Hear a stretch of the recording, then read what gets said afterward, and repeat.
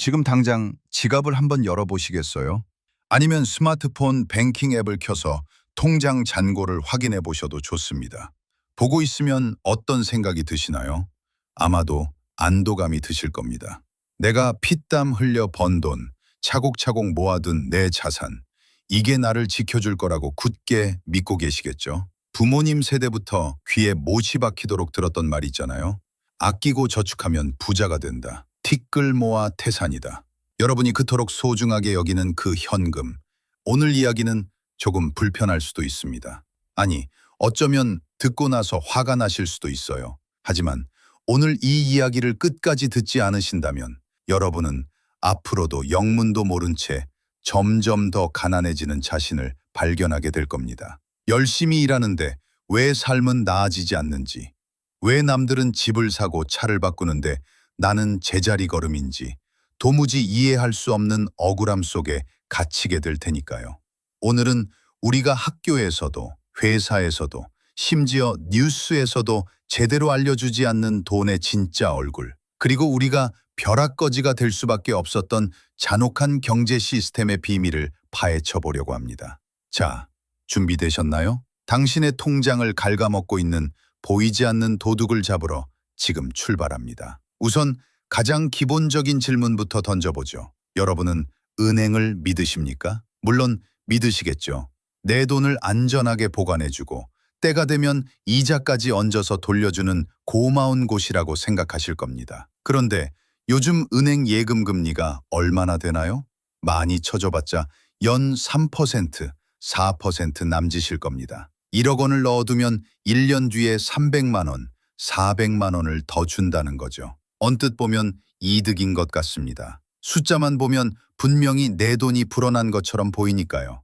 하지만 여기에 치명적인 함정이 숨어 있습니다. 바로 돈의 가치라는 녀석입니다. 우리가 돈을 모으는 이유는 결국 나중에 무언가를 사기 위해서입니다. 그게 집이든 차든 아니면 은퇴 후의 생활비든 말이죠. 그렇다면 중요한 건 내 통장에 찍힌 숫자가 아니라 그 돈으로 무엇을 할 수 있느냐 하는 구매력입니다. 자, 기억을 한번 더듬어 볼까요? 10년 전, 20년 전 짜장면 한 그릇 가격이 얼마였나요? 그때는 2,000원, 3,000원이면 배부르게 먹을 수 있었습니다. 지금은 어떤가요? 7,000원, 8,000원은 줘야 하죠. 강남의 아파트 가격은 말할 것도 없습니다. 10년 전에 5억 하던 아파트가 지금은 20억, 30억을 호가합니다. 자, 여기서 계산기를 한번 두드려 봅시다. 은행이 주는 이자가 과연 이 물가 상승 속도를 따라잡을 수 있을까요? 천만에요. 어림도 없습니다. 이걸 경제학 용어로 실질금리라고 하는데요. 영목금리에서 물가 상승률을 뺀 진짜 금리를 말합니다. 문제는 최근 몇 년간, 아니 사실 자본주의 역사가 시작된 이래 대부분의 기간 동안 이 실질금리는 사실상 마이너스에 가까웠다는 겁니다. 이게 무슨 말이냐 하면 여러분이 은행에 돈을 넣어두는 그 순간부터 여러분의 구매력은 갉아먹히고 있다는 뜻입니다. 은행은 여러분에게 이자를 주는 척하지만 사실 인플레이션이라는 거대한 파도는 그 이자보다 훨씬 더 빠르게 여러분 돈의 가치를 깎아내리고 있는 거죠. 마치 구멍난 독에 물을 붓는 것과 같습니다. 아무리 열심히 들이부어도 밑 빠진 독으로는 물을 채울 수 없는 것처럼 은행 예금만으로는 절대로 부자가 될 수 없는 구조가 이미 세팅되어 있는 겁니다. 그런데도 우리는 여전히 저축만이 살 길이다. 나는 낡은 신념을 붙들고 스스로 가난해지는 길을 걷고 있는 건 아닐까요? 더 무서운 사실은 따로 있습니다. 바로 우리가 가지고 있는 돈이 원화라는 점입니다. 대한민국 국민이니까 당연히 원화를 가지고 있는 게 맞지 않냐고요? 네, 일상생활에서는 그렇죠. 편의점에서 껌을 사고 버스를 타고 세금을 낼 때는 원화가 필요합니다. 하지만 여러분의 자산 전체를 원화로만 가지고 있다는 건 생각보다 훨씬 더 위험한 도박을 하고 계신 겁니다. 전 세계적인 관점에서 한번 냉정하게 따져봅시다. 원화는 과연 안전한 돈일까요? 안타깝게도 글로벌 금융시장에서 원화는 여전히 변방의 화폐 취급을 받습니다. 경제 위기가 닥칠 때마다 외국인 투자자들이 가장 먼저 갖다 파는 게 바로 원화 자산입니다. 환율을 한번 보세요. 1달러에 1,100원 하던 M 시절이 엊그제 같은데 어느새 1,300원, 1,400원을 오르내립니다. 이게 무슨 뜻인지 아십니까? 내가 가만히 앉아서 숨만 쉬고 있어도 내 재산의 가치가 달러 기준으로 20%, 30%씩 증발해버렸다는 뜻입니다. 상상을 한번 해보세요. 여러분이 탄 배는 대한민국호라는 배입니다. 이 배 안에서는 원화라는 티켓으로 밥도 사 먹고 잠도 잘 수 있습니다. 그런데 이 배가 거친 바다 위에서 심하게 흔들리고 있다고 칩시다. 반면에 저 옆에는 미국호라는 거대한 항공모함이 지나갑니다. 여러분이 가진 원화 티켓을 들고 미국호로 건너가면 예전에는 식사 한 끼를 사 먹을 수 있었는데 이제는 빵 한 조각도 사 먹기 힘든 상황이 되어버린 겁니다. 우리가 쓰는 기름값, 우리가 먹는 밀가루 음식, 우리가 쓰는 아이폰, 이 모든 수입품의 가격은 결국 달러와 연동되어 있습니다. 환율이 오르면 내 월급은 그대로라도 실질적인 생활비는 폭등하게 되죠. 원화 가치가 떨어진다는 건 결국 내 노동의 가치가 국제적으로 헐값이 된다는 서글픈 이야기입니다. 그럼 도대체 왜 이런 일이 벌어지는 걸까요? 왜 돈의 가치는 자꾸만 떨어지기만 하는 걸까요?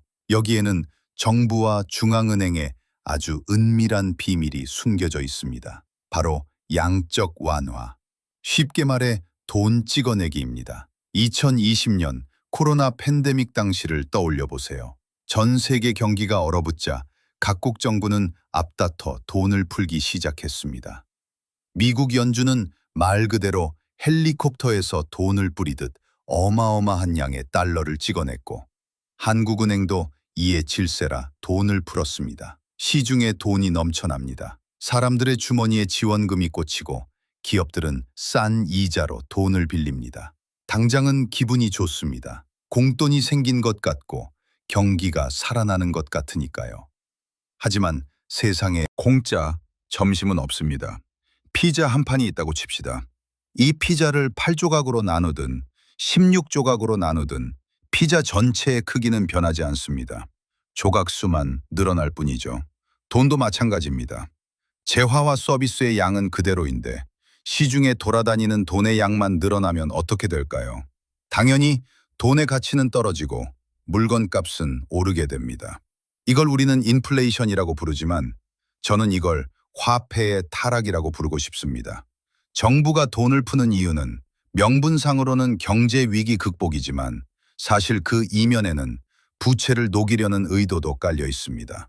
국가 빚이 너무 많을 때 돈을 막 찍어내서 인플레이션을 유발하면 빚의 실질 가치가 줄어들거든요. 문제는 그 과정에서 성실하게 현금을 모아온 국민들의 구매력도 함께 녹아내린다는 점입니다. 정부가 빚을 갚기 위해 몰래 여러분의 주머니에서 돈을 빼가는 것과 다를 바가 없는 겁니다. 이걸 인플레이션 세금이라고 합니다. 고지서도 날아오지 않고 국세청에서도 알려주지 않는 가장 비겁하고 악랄한 세금이죠. 자, 이제 벼락거지라는 말이 왜 나왔는지 이해가 되실 겁니다. 지난 몇 년간 집값이 미친 듯이 올랐을 때, 주식이 폭등했을 때, 현금만 쥐고 있던 사람들은 어떻게 됐나요? 그들은 아무것도 안 했습니다. 도박을 한 것도 아니고 사치를 부린 것도 아닙니다. 그저 성실하게 저축했을 뿐입니다. 그런데 결과는 참담했습니다. 자산을 가진 사람들의 부가 로켓처럼 솟구쳐 오르는 동안 현금 보유자들은 상대적으로 가난의 나락으로 떨어져 버렸습니다. 이것이 바로 자본주의의 잔인한 속성, 칸티용 효과입니다. 새로 풀린 돈은 공평하게 모든 사람에게 동시에 가지 않습니다. 돈은 가장 먼저 금융시장과 가까운 부자들, 기업들, 자산가들에게 흘러들어갑니다. 그들이 그 돈으로 부동산을 사고 주식을 사서 자산 가격을 올려놓으면 한참 뒤에야 그 돈이 서민들의 월급이나 지원금 형태로 흘러들어옵니다. 이미 물가는 다 올라버린 상태에서 말이죠. 결국 돈을 늦게 받는 서민들은 오른 물가를 감당하느라 허리가 휘고 자산가들은 가만히 앉아서 더 부자가 되는 구조. 이것이 양극화의 진짜 원인입니다. 그래서 저는 감히 말씀드립니다. 지금 이 시점에 아무런 대책 없이 은행 예금에만 올인하는 것은 가장 위험한 투자를 하고 있는 것이라고요.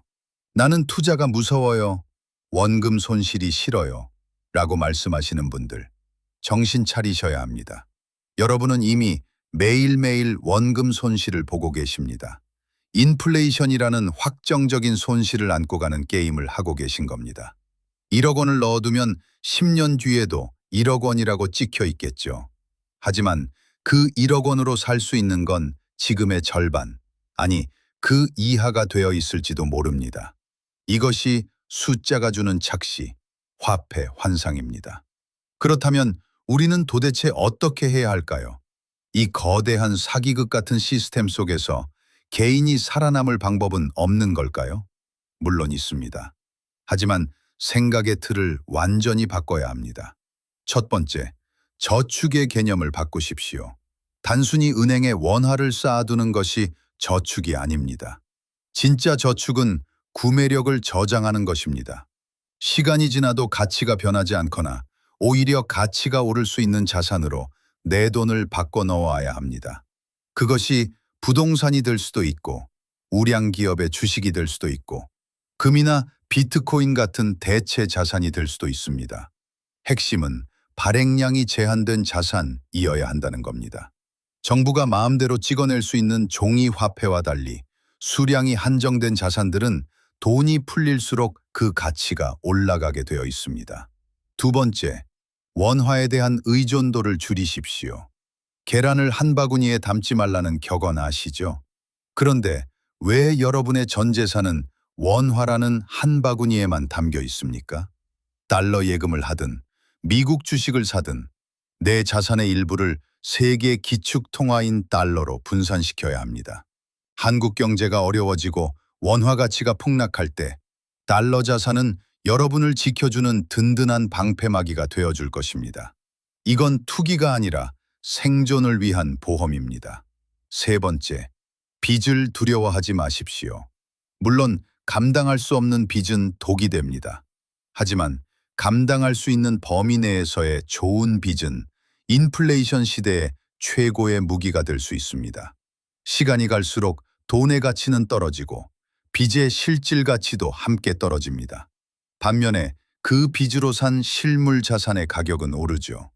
부자들은 이 원리를 누구보다 잘 알고 있기 때문에 적절한 레버리지를 이용해서 자산을 불려나갑니다.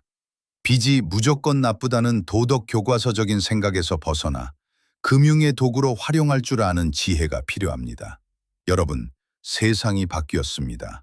과거 고도 성장기, 금리가 10%, 20% 하던 시절의 성공 방정식은 이제 유효하지 않습니다. 그때는 저축이 미덕이었고 은행이 부자로 가는 사다리였습니다. 하지만 지금은 저성장, 저금리, 고물가의 시대입니다. 가만히 있으면 뒤로 밀려나는 러닝머신 위에 올라와 있는 것과 같습니다. 현상 유지를 하려면 뛰어야 하고 앞으로 나아가려면 죽기 살기로 뛰어야 합니다. 아, 머리 아파. 경제 공부 너무 어려워. 그냥 살던 대로 살래. 이렇게 생각하고 영상을 끄시려는 분들께 마지막으로 한 말씀만 드리겠습니다. 자본주의 시스템은 금융 문맹에게 가혹합니다. 룰을 모르면 게임에서 질 수밖에 없고 그 대가는 나와 내 가족의 가난으로 돌아옵니다. 열심히 일하는 것, 근면 성실한 것, 너무나 훌륭한 가치입니다. 하지만 방향이 잘못되었다면 속도는 아무런 의미가 없습니다. 여러분이 땀 흘려 번 돈을 허무하게 휴지 조각으로 만들지 마세요.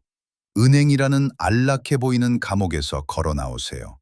그리고 눈을 크게 뜨고 진짜 돈이 움직이는 곳을 바라보세요. 당장은 두렵고 막막할 수 있습니다.